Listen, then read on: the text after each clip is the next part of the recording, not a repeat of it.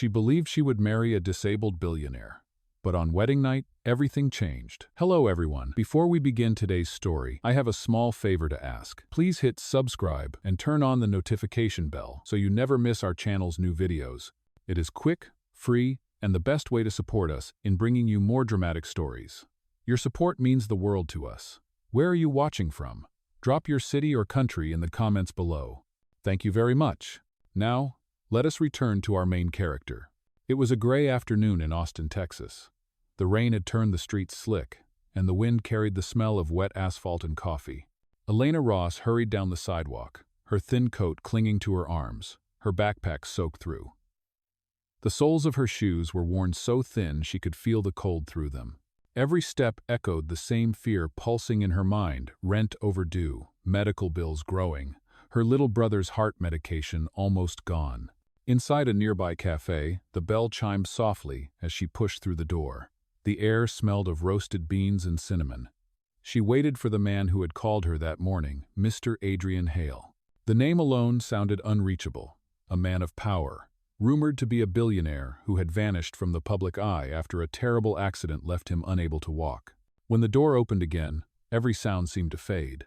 A tall man in a dark tailored coat entered, his hands resting lightly on the wheels of a sleek black chair.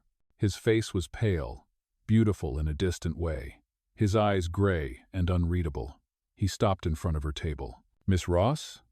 His voice was calm, deep, perfectly controlled. Elena stood quickly, her palms sweating. "Yes, you are Mr. Hale?" He nodded once. "Thank you for coming." He gestured to the chair opposite him. "Please, sit." She obeyed, unsure why her pulse raced faster than the rain outside. The silence between them was heavy until he spoke again. "I understand your brother is sick," Adrian said, folding his hands together, "and that you are behind on the hospital payments." Elena blinked, startled. "How do you know that?" He did not answer her question. Instead, his gaze locked onto hers with quiet precision. "I can help you," he said, "but I need something in return." She hesitated. "What do you mean?" "Marriage." The word landed like thunder. For a moment, she thought she misheard him. "I am sorry." "What?" He leaned back, his tone steady. "I need a wife, not a romantic one, a legal partner. There are matters of inheritance, board control, and appearances I must maintain. It is strictly a contract. 1 year. You will receive financial security for your brother's care and a new start after the term ends." Elena stared at him, her heart pounding in disbelief. "Why me?" "Because," he said quietly, "you have nothing to gain but honesty, and I need someone who is not pretending." The rain outside grew louder, like applause or warning. Her thoughts swirled: humiliation, fear, temptation.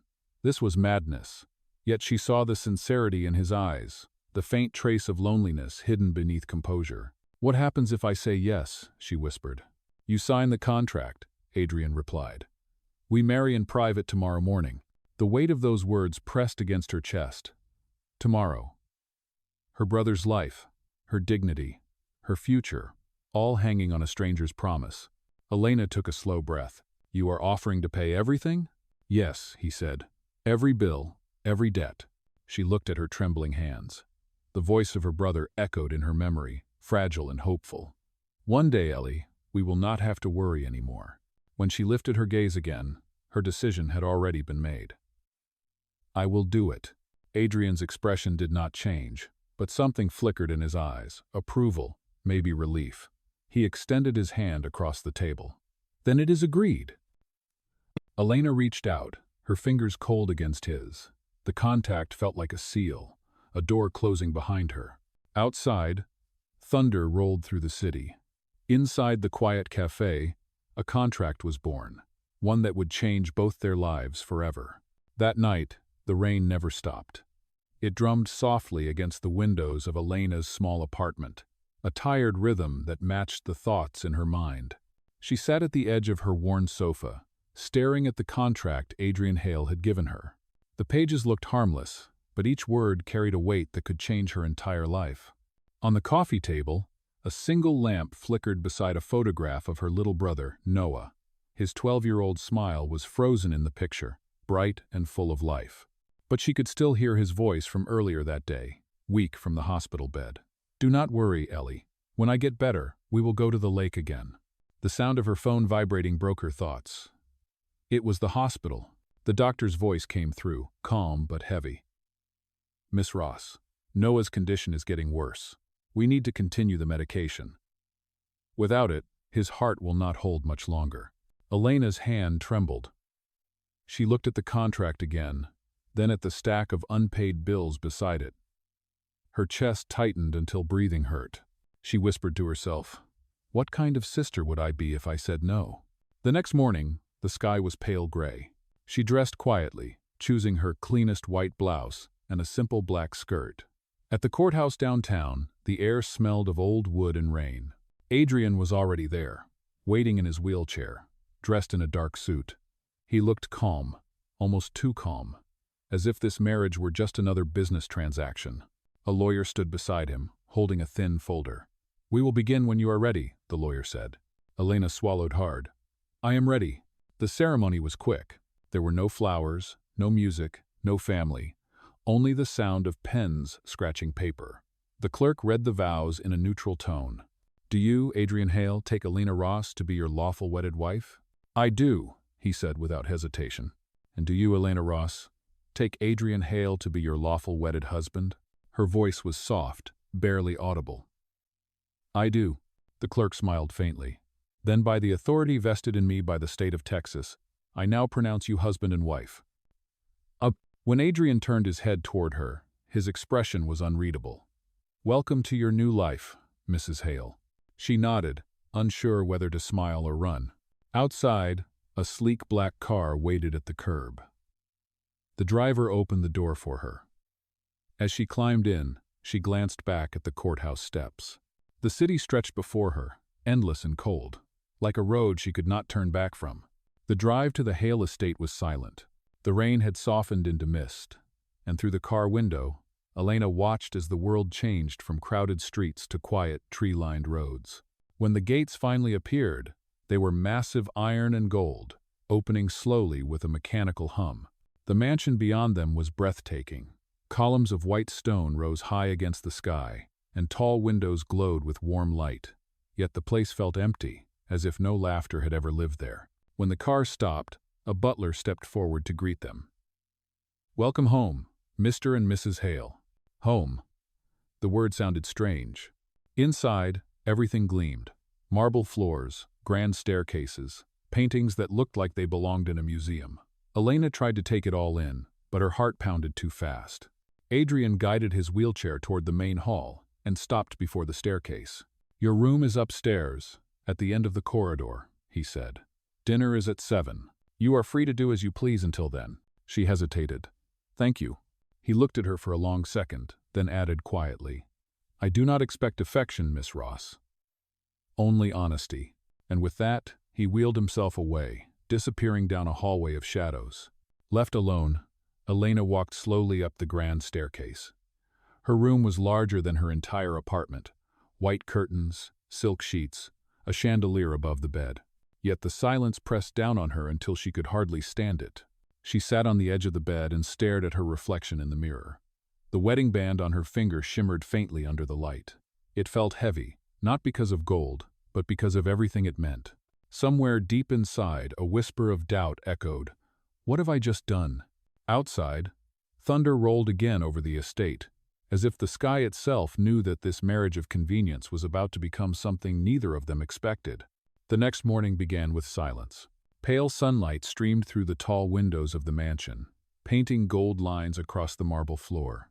Elena woke slowly, still half believing that yesterday had been a dream. But the diamond band on her finger reminded her it was real. She was now Mrs. Hale by contract, not by love. A soft knock sounded on the door. When she opened it, a woman in a crisp uniform stood waiting with a tray of breakfast. "Good morning, Mrs. Hale. Mr. Hale asked me to bring this to you and to give you this document." She handed Elena a cream-colored folder embossed with the Hale family crest. "Thank you," Elena said. Inside the folder was the formal contract, more detailed than the papers she had signed at the courthouse. Each paragraph was marked with Adrian Hale's signature strong, deliberate strokes of ink. The first page was titled, Rules of Agreement. Elena read slowly, her stomach tightening with each line. 1.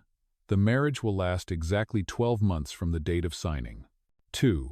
Both parties will maintain separate living quarters. 3. Neither party will engage in personal relationships outside the agreement. 4. Public appearances will be conducted together when requested. 5. Personal questions about health, business, or past events are off limits. At the bottom of the final page, one sentence stood alone. 6. Trust is optional. Honesty is required. Her hand trembled slightly as she set the folder aside. Later that morning, Elena found Adrian in the sunroom. The space was bright, filled with plants and the faint scent of lavender. He was by the window, his wheelchair turned toward the garden. Sunlight caught the edge of his silver watch as he spoke without looking at her. "I assume you have read the contract?" "Yes," she said quietly. "And?" "It feels like a cage," Elena admitted. Adrian's gaze lifted to hers, calm and unwavering. "Freedom is a luxury, Mrs. Hale. I am simply giving structure to our arrangement." She wanted to argue but stopped herself. Why 12 months? He hesitated for the first time. "Because in 1 year, the board will confirm my successor. A married image stabilizes the company until then." Elena looked down at her hands. "And after that?" "After that," he said, "you will be free."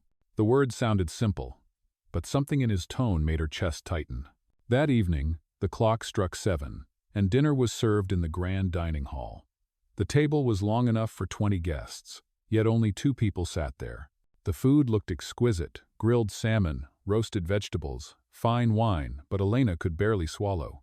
Adrian cut his steak with surgical precision. "I trust the staff has shown you around?" "Yes. The house is beautiful," she replied, glancing at the chandeliers above them. He nodded slightly. "Beauty can be deceiving." The conversation fell into silence again, broken only by the sound of silverware. Elena studied him quietly. His face was composed, but there was a shadow behind his eyes, a kind of distance that no wealth could hide. "Do you ever regret it?" she asked suddenly. He looked up. "Regret what? Having everything, yet living like this?" For a moment, she thought he would not answer. Then his voice softened. "I had everything, Mrs. Hale. That was the problem." Her fork paused midway. There was something in his tone, a wound carefully hidden behind formality. She realized then that Adrian Hale was not just a man testing her. He was a man hiding from his own pain. After dinner, she returned to her room, but the words would not leave her mind. She sat by the window, looking out at the garden. Beyond the hedges, she could see Adrian's silhouette under the veranda, motionless except for the faint turn of his head toward the stars. The night air carried the scent of rain again. In her heart, she wondered what kind of secret made a billionaire choose solitude over truth. She reached for the fountain pen she had used to sign the contract. The inscription glinted under the lamplight. "Hope is a choice." For the first time since she arrived, she whispered to herself, "Then I will choose it." Outside, a faint wind swept through the trees, and somewhere in the distance, thunder murmured again, like a promise that the storm between them had only just begun. The days that followed were quiet but heavy, filled with the strange rhythm of a life that did not yet feel real. Every morning, Elena woke in her vast room, where sunlight spilled across the marble floors. The house was silent except for the ticking of a distant clock and the echo of her own footsteps through endless corridors. A maid named Grace showed her around the property, explaining the routines. Breakfast at 8, lunch at noon, dinner precisely at 7. Adrian's schedule, Grace said, never changed. He worked from his study most of the day and only left for medical therapy sessions in the afternoon. Elena tried to keep herself busy. She wandered through the art gallery, a long hall filled with portraits of Hale ancestors' solemn faces, sharp eyes, the weight of old money staring down at her. In the back of the gallery, she found a small door leading to a garden. Roses climbed the stone walls, and a stray dog limped near the fountain. When she crouched down, the animal flinched. "It is all right," she whispered, offering her hand. The dog hesitated before pressing its nose gently against her fingers. "You look like you could use a friend, too." From the terrace above, Adrian's voice broke the stillness. "You should be careful. He does not trust easily." She looked up. He was watching from his wheelchair near the veranda, one hand resting on the armrest. "Neither do I," she replied softly. For the first time, a faint smile crossed his lips.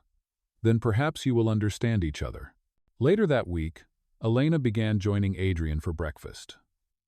The first morning was awkward. She spilled coffee when the silver spoon clattered too loud. Adrian said nothing, only handed her a napkin with quiet composure. The second morning, she managed to smile, and he returned it with the smallest nod. She noticed how precise he was about everything, his schedule, his meals, the order of the papers on his desk. Yet there were moments when his control slipped. When he looked out the window at the gardens, something raw flickered in his eyes, like memory. One afternoon, Elena found the courage to ask, "Why do you work so much if you already have everything?" Adrian did not look up from the document he was reading.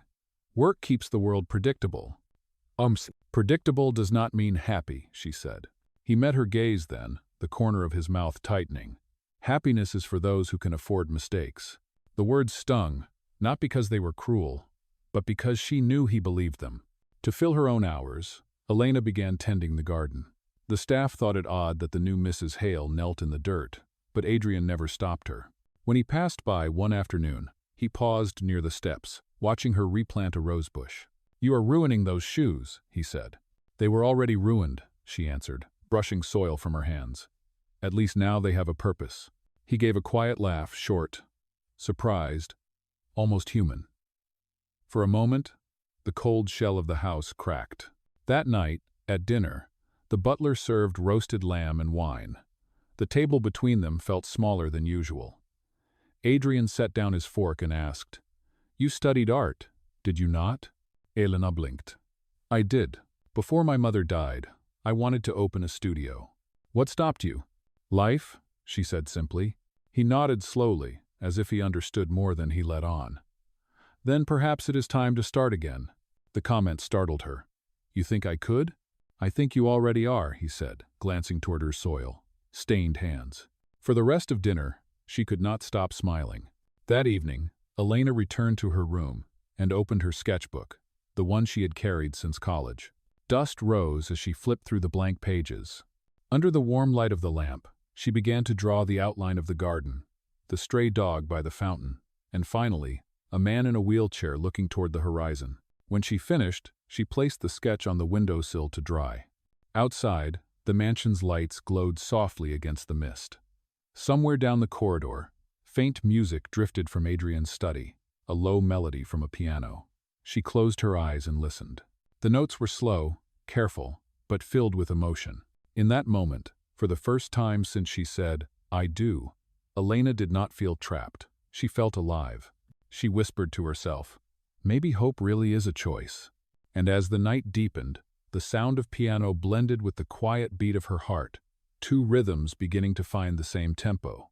2 weeks later, the Hale Foundation held its annual charity gala, an event that drew the city's wealthiest families and reporters hungry for gossip. For Adrian, it was another calculated appearance, a chance to reassure the board that the company's image remained perfect.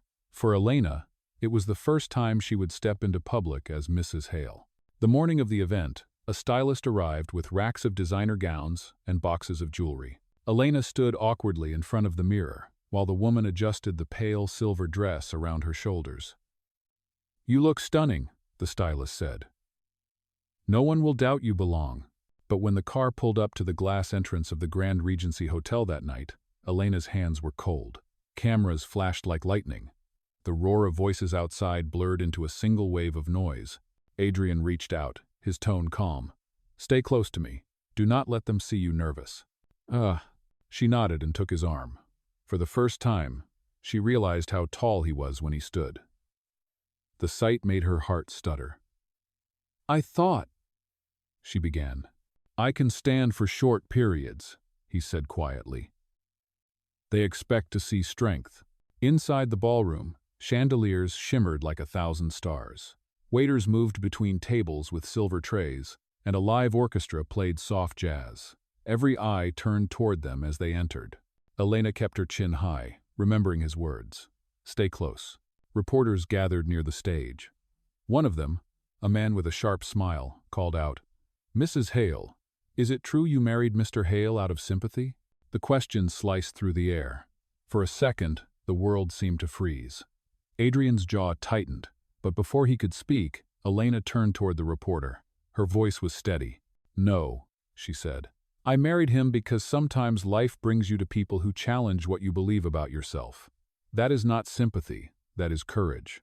A quote. A hush fell over the room. Then someone began to clap. The sound spread slowly until the entire hall applauded. Adrian looked at her, a flicker of something rare in his eyes, respect, maybe admiration. "You handled that well," he murmured. Elena smiled faintly. "Maybe honesty is the only rule worth keeping." As the orchestra swelled, Adrian offered his hand. "Dance with me." She hesitated, glancing at the wheelchair nearby. "Are you sure?" He stood fully, the slightest tremor in his legs. "For tonight, yes." The crowd watched as the billionaire, once believed to be broken, led his wife onto the dance floor. Under the golden light, they moved slowly, cautiously, yet perfectly in sync. And for the first time since their contract began, the line between obligation and something real began to blur. After the gala, the rain returned to Austin, as if the sky itself needed to wash away the noise of the evening. Elena and Adrian rode back to the mansion in silence, the city lights sliding across the car windows like liquid gold. She could still feel the warmth of his hand from the dance, the quiet steadiness of his voice when he had thanked her before they left. Inside the house, the staff had already gone to their quarters. Only the faint hum of the fireplace filled the air. Adrian set aside his cane and lowered himself into the chair near the fire. "You were remarkable tonight," he said. "You handled them better than most people in my boardroom." Elena smiled softly. "I did not do it for them." He looked up, curious. "Then for whom?" "For you," she said simply. The words hung between them like a confession neither had planned to make. For a long moment, there was only the crackle of burning wood. Adrian's voice dropped. "People usually see me as money or power. You see something else, and I do not understand why." "Oh, because I have seen what real emptiness looks like," she said. "It is not poverty. It is loneliness." Something in his expression broke just slightly, but enough to reveal the man behind the armor. He turned his face toward the fire. "I was not supposed to live after the accident," he murmured. "The doctor said I might never walk again. The woman I planned to marry left the next day. I learned that pity is louder than silence." Elena stepped closer. "Then why hide it? Why pretend to be worse than you are?" He met her eyes. "Because I needed to know if kindness still exists when there is nothing to gain." Her breath caught. The truth settled over her like the soft rain outside. Everything, the contract, the rules, the distance, had been his test of faith. Not in her alone, but in humanity itself. She knelt beside his chair, her voice trembling. "And what do you believe now?" Adrian looked at her hand resting near his. "I believe that hope can wear a human face." The firelight flickered across his features, painting them in golden shadow. When he spoke again, his voice was barely above a whisper. "You have changed this house, Elena. It has been silent for too long." For the first time, she reached for his hand and did not pull away. They stayed there for a while, neither speaking. Outside, thunder rolled softly over the hills, but inside the great mansion, the air felt warm for the first time. When Elena finally stood, she said quietly, "Good night, Adrian." He looked up, the corners of his mouth lifting in a rare, gentle smile. "Good night, Mrs. Hale." And as she walked down the long corridor toward her room, she knew that whatever this arrangement had started as, something real had already begun to grow between them. The peace that had quietly settled over the Hale mansion did not last.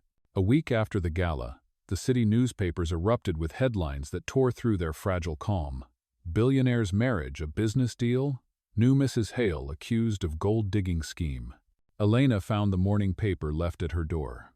Her stomach twisted as she saw her photograph splashed across the front page, taken from the gala, her smile frozen under cruel words. She rushed downstairs, the paper trembling in her hand. Adrian was already in the study, the same paper open on his desk. His expression was unreadable. "Who leaked this?" she demanded.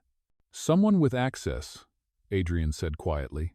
"The details are too precise. They mentioned the contract length. Elena's breath caught. You think it was one of your staff? Not the staff, he replied. Someone who benefits from my downfall. Before she could ask more, the phone on his desk rang. Adrian listened for a moment, his jaw tightening. When he hung up, his voice was controlled, but cold. The board has called an emergency meeting. They want answers. By the time he returned that evening, the mansion was wrapped in storm clouds. Rain hammered against the windows, and thunder shook the sky. Adrian entered the hall drenched, his face pale from exhaustion. They want my resignation, he said, removing his soaked coat. Lucas presented documents implying fraud. They are threatening legal action if I do not step down. Elena's eyes widened. Lucas, your cousin? He nodded grimly. He has been waiting for this moment. He must have found the contract in the legal archives. She felt her pulse race. What are we going to do? Adrian's voice was low but sharp. There is nothing to do. I will handle it. You should stay out of this. But she stepped closer, her voice steady. I will not. I am part of this now. Lightning flashed across the room, illuminating his face. For the first time since they met, she saw fear in his eyes, not for himself, but for her. If the public believes him, he said softly, you will lose everything. They will call you a liar, a thief, worse. I have been called worse, she said. But I will not let you fall alone. He turned away, hands gripping the edge of the desk. You do not understand what people like Lucas are capable of. Elena's voice hardened. Then let me understand. Tell me what really happened with that accident, Adrian. Tell me why you live like a ghost. He froze. The silence between them was thunder itself. When he finally spoke, his tone was stripped of every mask. The crash was not an accident, he said. Someone tampered with the brakes. The police could never prove it, but I knew. My father died in that car. I was meant to die with him. Her heart sank. You think it was Lucas? I know it was, he said. And now he wants the rest of what was left behind. A heavy silence filled the room, broken only by the storm outside. Elena reached for his hand, her voice fierce. Then we fight, together. Adrian looked at her as if seeing her for the first time, not as a contract, not as charity, but as an ally. The faintest spark of hope returned to his eyes. But outside, the wind howled through the trees, and lightning split the night sky open. Somewhere in that storm, a shadow moved, watching the mansion from beyond the gates. The storm had only just begun, and the truth that could destroy them both was waiting to strike. The next morning, the storm had passed, but the damage it left behind was everywhere. The Hale mansion stood silent under a sky the color of steel. Adrian had not slept. He spent the night in his study, surrounded by files and legal papers, his face drawn and pale. Elena brought him a cup of coffee, though her own hands shook as she set it down. You need to rest, she said gently. He looked up from the documents. Rest is for those who have already lost. You have not lost, she insisted. Not yet, Adrian sighed, rubbing his temples. Lucas has the media, the lawyers, the investors. If he convinces the board that our marriage is fraud, everything I built will collapse. The only evidence that could clear me is gone. Elena frowned. What evidence? The footage from the security cameras the night of the crash. It was erased from the company servers years ago. Oh, she stood still, her mind racing. Are you sure it is gone? I had investigators search every copy, he said. It disappeared right after Lucas took control of the archives. Elena's eyes narrowed. Then he made a mistake. People who erase the past always leave something behind. Later that day, while Adrian prepared for another board hearing, Elena went to the city alone. She found the small data center that had once belonged to Hale Industries, now run by a retired technician named Carl. His hands were rough from years of wiring, and his voice was weary but kind. I remember that night, Carl said when she explained. Your husband was brought in on a stretcher. The police took the hard drive, but I made a private backup before they came. I kept it in my garage. I did not know it was still important. Elena's heart pounded. Please, I need it. It could save his life. By evening, she returned to the mansion with the old drive wrapped in a towel. Rain began again, soft and steady, as if the sky knew what she was about to do. Adrian looked up from his desk when she entered. What is that? he asked. The past, she said simply, setting it down. Carl kept a copy. We can prove who tampered with the car. He stared at her, disbelief flooding his face. You did this? Alone? I told you, she said, smiling faintly. We fight together. Adrian opened the drive, his fingers trembling as the screen flickered to life. The video showed the night before the crash, the garage, the car, and a shadowed figure near the hood. When the man turned toward the camera, the light caught his face. It was Lucas. Adrian closed his eyes, a mix of relief and fury washing over him. He killed my father. Elena touched his arm. Then you show them. Show everyone the truth. Oh. The next morning, they entered the boardroom together. The room was packed with reporters and shareholders, every eye fixed on them. Lucas sat at the end of the table, his smirk confident. Adrian spoke clearly. Before I answer your accusations, I have something to show. He nodded to Elena, who pressed play on the video. Gasps filled the room as the footage revealed Lucas tampering with the brakes. His smirk vanished, replaced by terror. When the screen went dark, Adrian stood tall. This is what destroyed my family. This is the reason I vanished. And this woman, whom you call a fraud, risked her life to find the truth. The boardroom erupted with noise, shock, outrage, applause. Lucas was escorted out by security. Adrian turned to Elena, his voice steady. You did what I could not do alone. She met his eyes, her heart full. You were never alone, Adrian. You just forgot how to believe. No. For the first time, he smiled, not the practiced smile of a billionaire, but the real, human kind. Outside, the rain stopped, and sunlight broke through the clouds like forgiveness. A month later, the Hale mansion no longer felt like a fortress. The air was lighter now, filled with movement and quiet laughter that had been absent for years. Reporters had stopped camping at the gates, and the public had shifted their sympathy once the truth about Lucas was revealed. The board reinstated Adrian as chief executive officer, and the company's reputation slowly recovered. But the biggest change was inside the house. The silence that once haunted every corridor had been replaced by the sound of life again, the bark of the stray dog that Elena had adopted, the faint music from the piano, and sometimes her laughter echoing through the halls.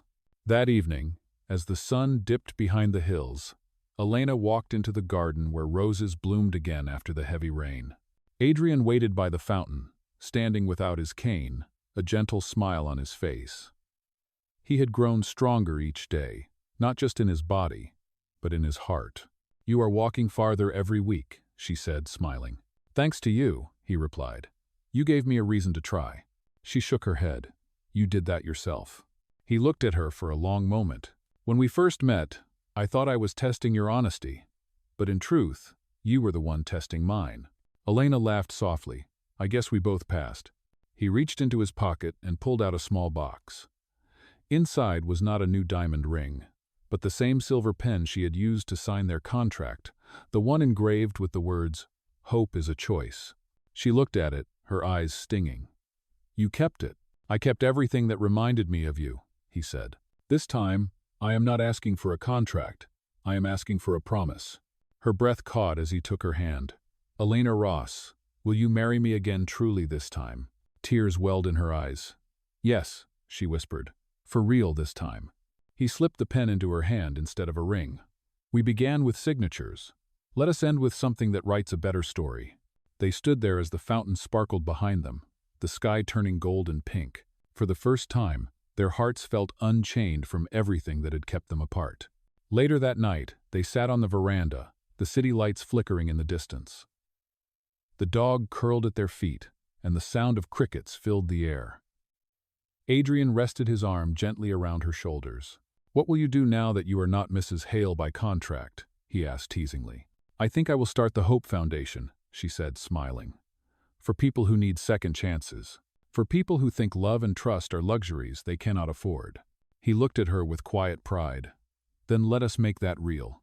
In the days that followed, the foundation took form a program that offered rehabilitation, education, and care for those truly disabled, built not from pity but from respect. Elena's drawings of the garden became its logo, and the mansion's west wing turned into its first office. 1 year later, at the grand opening, Adrian stood beside her in front of a small crowd. The pen that had once sealed their contract now rested in a glass case beside the entrance, engraved with new words. Hope is not a condition, it is a choice. As the guests applauded, Adrian leaned toward her and whispered, "You turned a business deal into a life worth living." She smiled, her eyes bright. "No, Adrian, we did it together." "Oh." And as the sun set behind them, their hands intertwined, the camera of life seemed to pull back, leaving two people who had finally learned that love, when born from truth, needs no contract, only a promise kept forever.